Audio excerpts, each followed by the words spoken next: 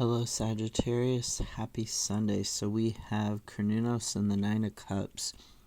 So Cernunnos talks about things that you felt like you were bound by, but that's just an illusion. It talks about things like addictions, things, obsessions, things that you don't want to face or admit about yourself or your life.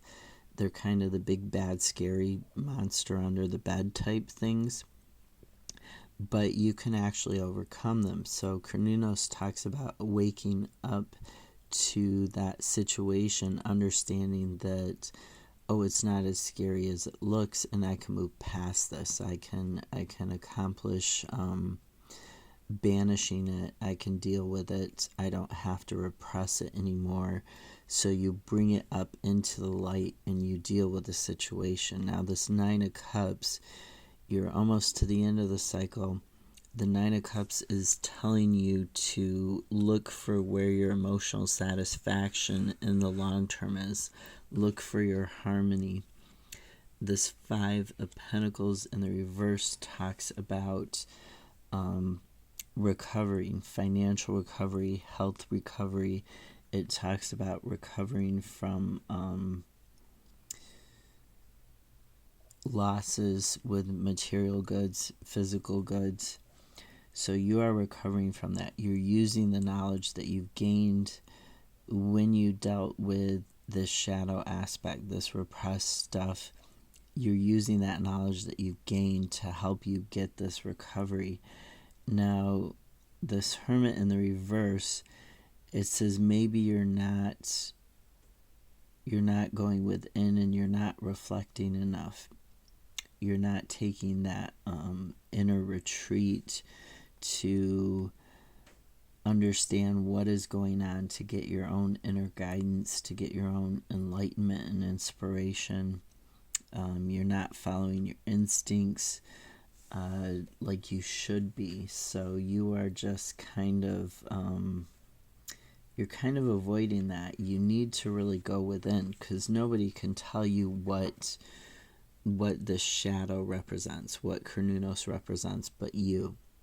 Okay, it could represent anything from Nine of Cups is here, so it could be alcoholism, to shopping addiction, to some health condition that you're trying to suppress because you're ashamed of it, whether it's a mental health condition or it's a physical health condition. It could be something from your past, like an abuse situation, or not an abusive relationship, but just a relationship that you felt rejected in, and you've kind of repressed those feelings and those thoughts around that relationship. Like, it wasn't outright abusive, there was no name calling, there was no emotional manipulation. It was just a bad experience for you, or bad job experience. Whatever the shadow represents, I can't tell you. Only you know what that is. It was something that affected you in the physical world, and you're recovering from it, but you're really needing to go within to get that enlightenment on how to get your emotional balance, how to get your emotional satisfaction that you need for the long term, how to deal with that situation, that shadow situation, how to recover from it. So then we've got Seven of Wands. This is talking about feeling like you're judged either by other people or by your inner critic. You took the high ground to defend yourself. Sometimes it talks about needing to practice defending yourself, needing to practice more in order to get to a place where you can defend yourself. This has to do with your long-term stability and taking leadership over that. So Six of Wands in the reverse. This can talk about neglect. It can talk about a fall from grace, or egotism, it can also talk about misdirection. So like you could be so busyness for the sake of being busy, because you're trying to not deal with whatever that shadow issue is. You're trying to not deal with this feeling judged, or this feeling of the inner critic pushing you to deal with that shadow, or to deal with this long-term situation. So there's like a lot of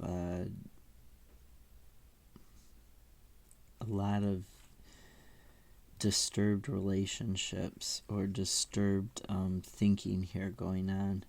This justice in the reverse, it talks about sometimes a literal injustice or unfairness in a dispute or in a lawsuit. It can talk about imposter syndrome, and that leading to an imbalance. Imposter syndrome is a sort of dishonesty, a sort of self-dishonesty, and that imbalance, Six of Wands talks about your personal value. So in the upright, it talks about a victory for you that's in regards to your personal values. So in this reverse, imposter syndrome could be, why you're misdirected, why you're neglecting, why you're feeling like, in regards to egotism, it would be a lack of egotism.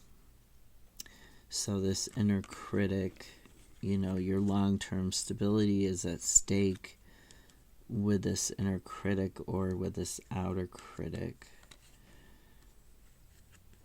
I'm thinking it's more an inner critic type of thing going on, and that's where the imbalance is.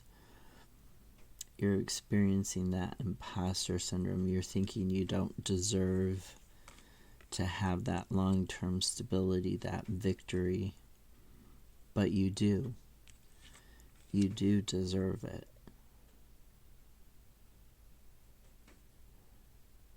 Really go within. The key here is to go within, to get that enlightenment, to go within, to listen to your higher self, to listen to your inner guidance.